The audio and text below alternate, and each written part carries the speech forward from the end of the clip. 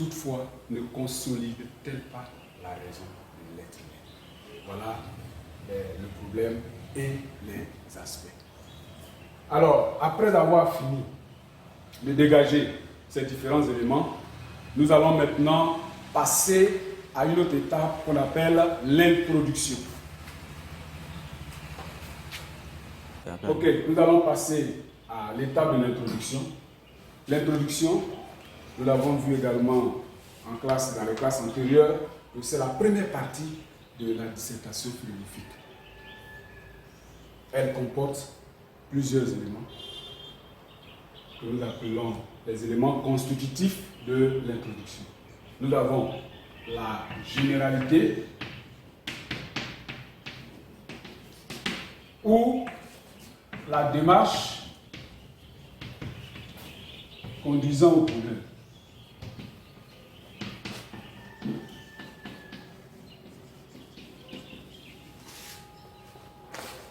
Après, nous avons le problème posé. Et à la fin, nous avons les aspects du problème.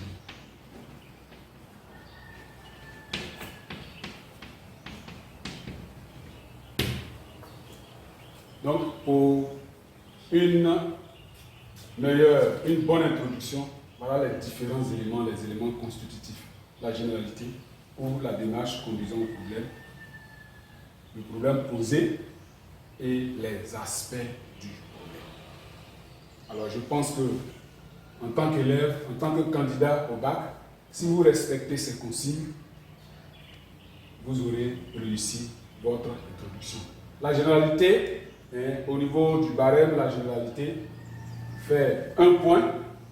Le problème posé, bien posé, ça fait 3 points. Et puis, la cohérence et le style, ça fait 1 point. Donc, l'introduction est notée sur 5. Après l'introduction, nous allons passer au développement. Mais je voulais aussi préciser que la généralité, c'est une démarche. Et certains élèves ont tendance à dire, est-ce qu'il n'y a pas un schéma au niveau de la généralité? Nous leur disons que chaque candidat peut aborder son sujet comme il entend, pourvu qu'il soit cohérent dans ce qu'il fait. Alors, il n'y a pas une généralité figée ou stéréotypée, mais seulement nous pouvons recommander quelques types de généralité.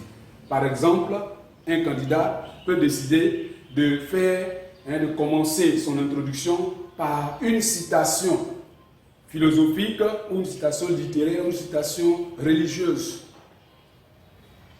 Mais il peut également faire sa généralité avec ou à partir d'une contradiction. C'est-à-dire qu'il oppose 2 thèses et au sortir de là, il tire le problème et les aspects. Mais il peut également partir d'un simple constat concernant le sujet. Ce qu'il remarque, ce qu'il constate et qui a trait au sujet. Cela peut lui permettre de faire aussi sa généralité. Donc voilà un peu la précision que nous voulons apporter au niveau de la généralité. L'introduction étant terminée, nous allons passer au développement. Et nous allons passer au développement.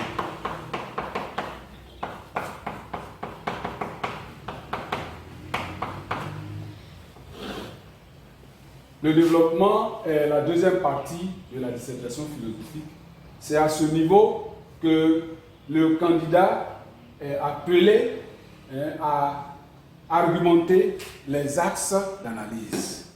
C'est à ce niveau qu'intervient la critique des idées du candidat. Alors, dans un premier temps, nous allons rappeler les différents axes. Alors, au niveau des axes, le premier axe, l'axe 1, nous disons que la pratique aveugle de la religion de nature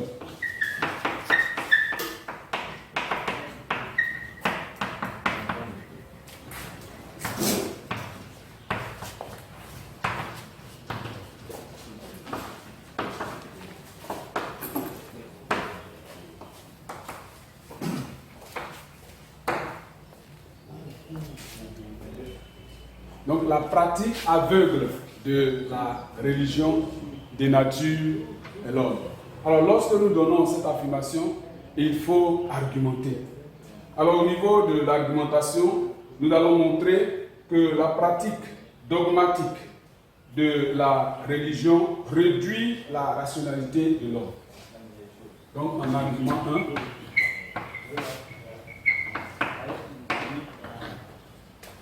1, la pratique aveugle de la religion réduit la rationalité de l'être humain.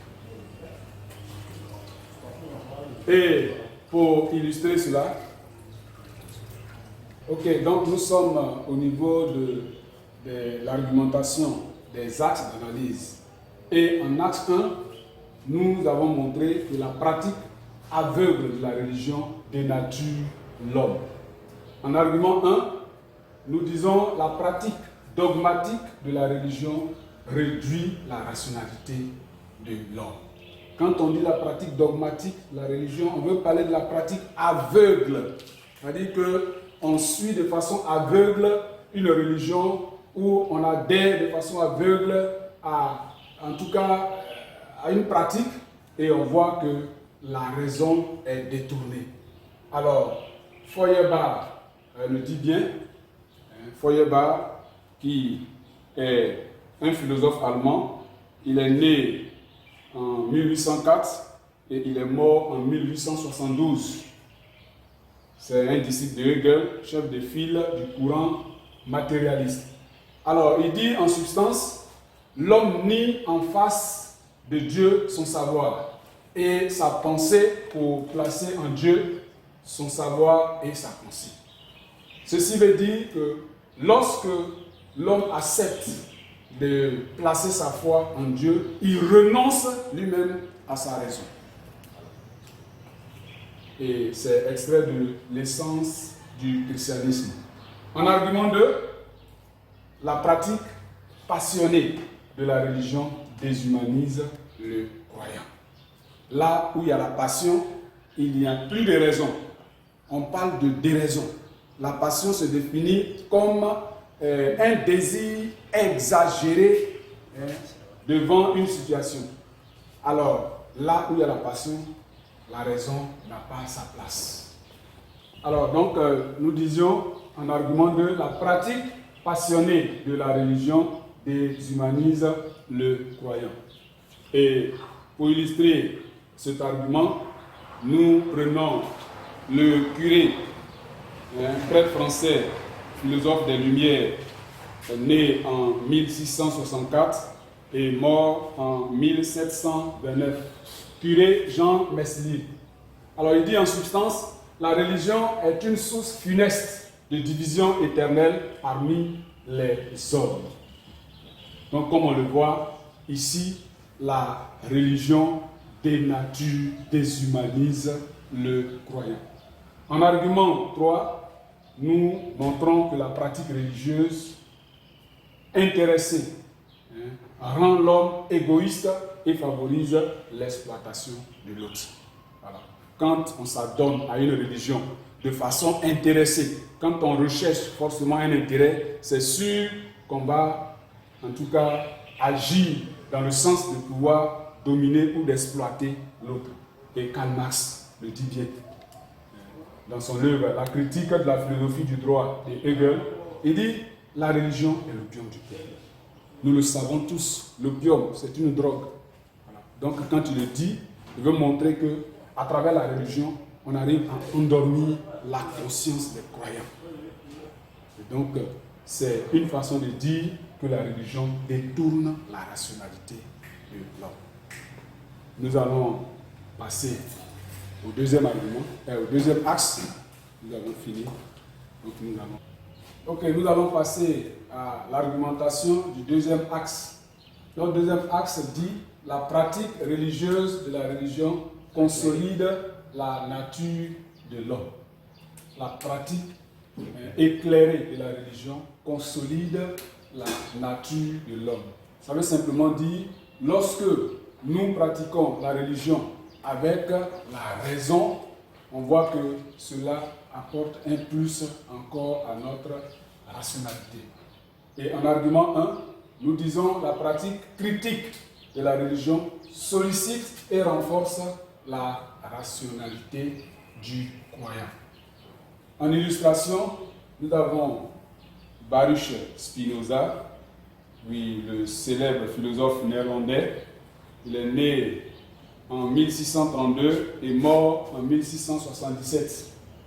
Alors, il dit dans son œuvre Traité théologico-politique, il dit, une fois que nous avons trouvé le vrai sens, parlant de l'écriture, il faut user nécessairement du jugement et de la raison pour donner à cette pensée notre assentiment. Ça veut dire, en toute chose concernant la religion, il faut faire preuve de rationalité. Il ne faut pas suivre, il ne faut pas pratiquer la religion de façon aveugle, mais il faut pratiquer la religion de façon rationnelle. Argument 2. La pratique vertueuse de la religion renforce la moralité et l'humanité. Lorsque nous pratiquons la religion avec la vertu de façon morale, on voit que ça renforce la façon de penser du croyant. Et en illustration, nous avons Emmanuel Kant.